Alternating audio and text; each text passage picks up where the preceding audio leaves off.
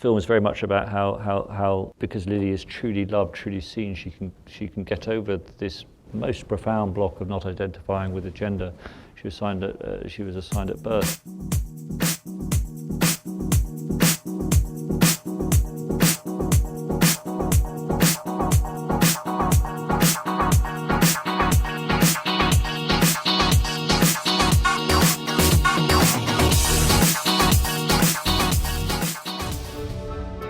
I want to sketch you.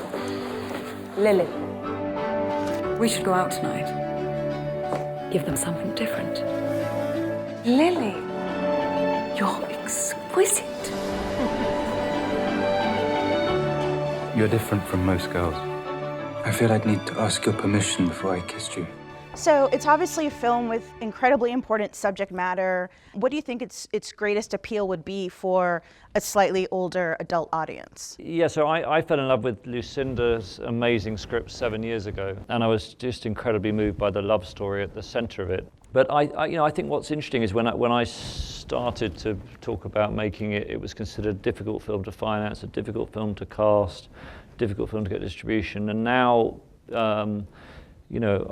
People say to me, oh, it's a timely film, it's a zeitgeist film, it's an obvious film to have made. So the fact that it's now considered kind of obvious is a sign that the culture has moved in this extraordinary way in the last couple of years.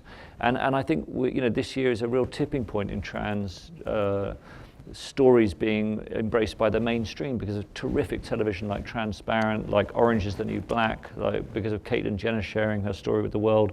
But my God, there's a long way to go. There are so many people with great stories to tell. This is just one of them, but there's a long way to go. But maybe we should hear from Gail, but she can give you the perspective from 15 years ago.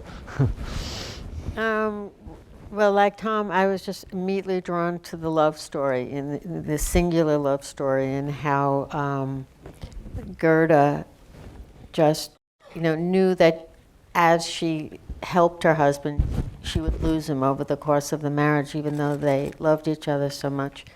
And I suppose at the time I was working on the film Kinsey, so my mind was sort of in this area of historical human sexuality, and trying to get either actors or financing made at first. You mentioned the word transgender or transsexual, and the phone was, clicking dead. So, Lucinda, how true did you stay to the book? What changes did you make, and what kind of artistic license did you take with, from a book to screen?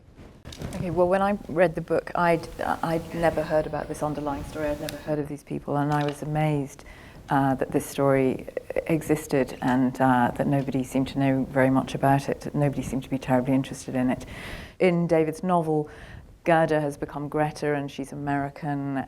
So there are lots of quite big changes like that. But actually, those changes, although they sound very big, they're relatively superficial. I mean, the emotional through line of the story is much the same. It's very honest in that respect.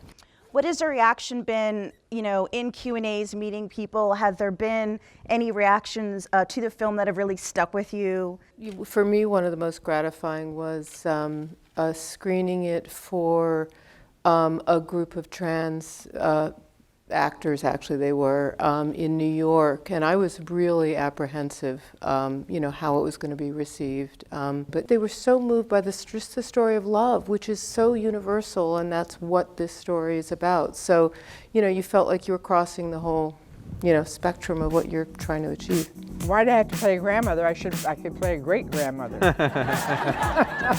fact, I think I will be doing a sequel called Great Grandmother.